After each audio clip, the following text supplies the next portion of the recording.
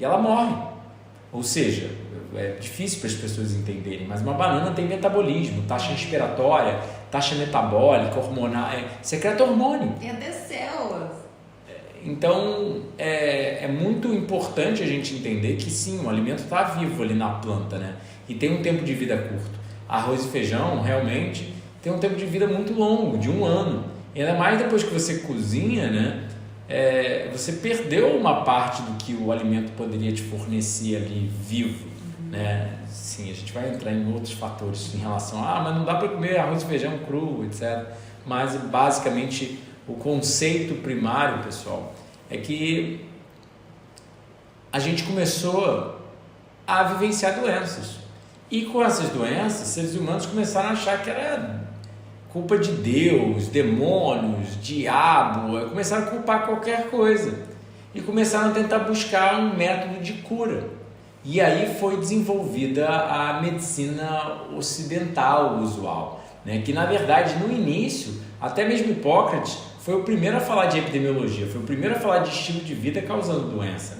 Então não foi tanto para o lado errado como a gente vê hoje, né? O Hipócrates já acreditava em dieta, em jejum e falava isso, né? Tem várias citações de Hipócrates, né? Que a pessoa precisa querer ser curada, não adianta tentar curar ela sem ela querer ser. Então a gente já entende de estilo de vida. Só que aí, ao longo principalmente nos últimos 200 anos, cada vez mais a gente virou para remédios alopáticos petroquímicos, né? Que vêm do petróleo, literalmente, de petroquímico sintético, né? E tem vídeos sugerindo que foi a família Rockefeller, né? Que literalmente fez todo esse domínio de uma medicina e criação de remédios por trás, etc. Mas as pessoas começaram a cada vez mais se basear nisso e negar terapias naturais e focar só em terapias sintéticas. Mas o higienismo ainda é diferente da terapia natural e da terapia sintética. Ou seja, o higienismo é diferente da alopatia, que é a medicina vigente, diferente da medicina naturalista, naturopata, etc. Porque nós não tratamos doenças, nós produzimos saúde, com o conceito que se a saúde é a norma, para que você vai tratar a doença se ela não acontece quando você vive de forma saudável?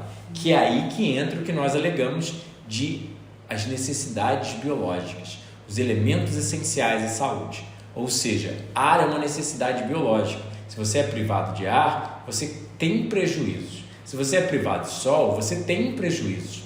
E aí a pessoa tenta curar uma deficiência de sol, entre aspas, com um remédio. Ou, na atualidade, com um suplemento, achando que o sol é só uma coisa que você pode, a vitamina D do sol, você pode encapsular, obviamente, numa pílula petroquímica e consumir pela boca e não fazer a pele ser exposta ao sol, que, por exemplo, hoje a gente correu no sol do quase meio-dia, depois do meio-dia também.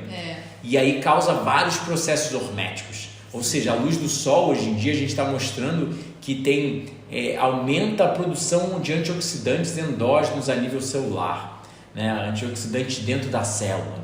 E tem vários outros fatores, calibra o ritmo circadiano e causa esse processo de hormese, né? Porque a gente ficou muito quente correndo no sol. Isso liga o que a gente chama de heat shock proteins, proteínas de choque térmico. Bom, eu não vou entrar na ciência, que até a Adri falou, vamos fazer uma conversa mais descontraída, mas é mais ou menos isso, pessoal. É legal perceber também que a gente acaba recebendo o calor do sol pelo jeito certo, né? Que é através da pele, né? Não pela boca, né? A gente não quer algo quentinho para esquentar a gente quer o sol, porque a gente sabe que é dele que vem os nutrientes, né? Então eu sinto que a busca pela comida cozida também tem um pouco disso, tem um pouco desse apego, assim, do quentinho, do que vai me dar um conforto, mas é um falso conforto, né?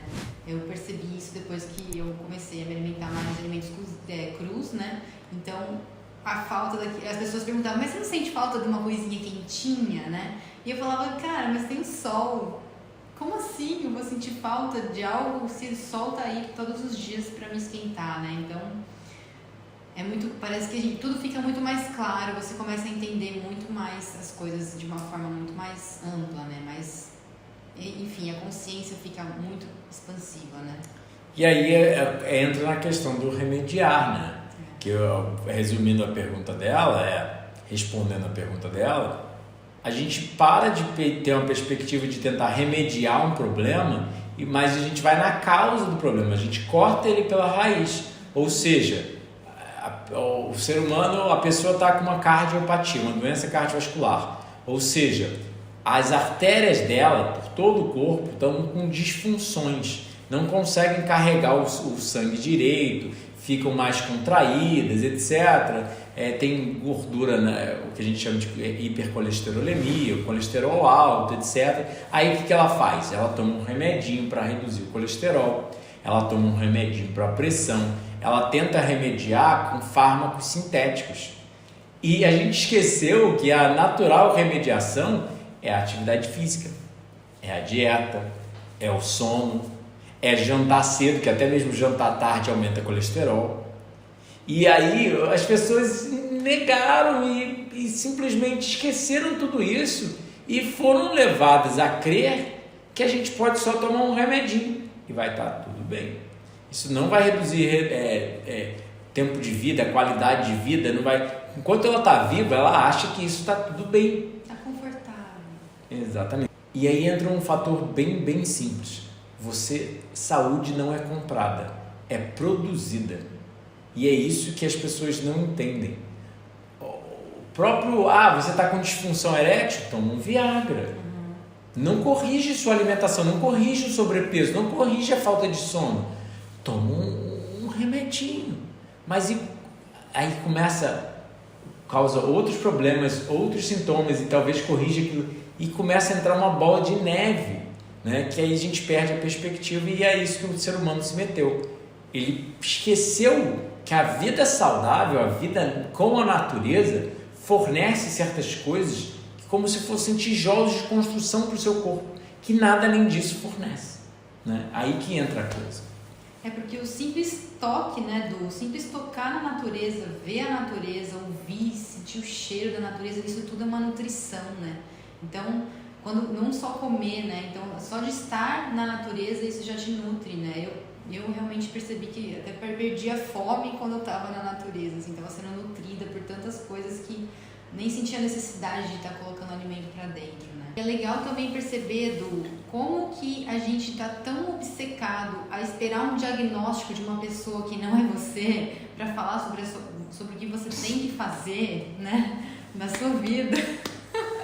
Que a gente fica obcecado por fazer exames, por estar sempre ali numa rotina de exames, com medo de estar doente, né? Então esse medo, né, essa obsessão por estar fazendo exames que também afeta a saúde, né? Então qual seria a melhor forma, né, de tratar? É prevenindo, né? Como que é que a gente se previne? Com vida saudável. Eu concordo com tudo isso. A questão é,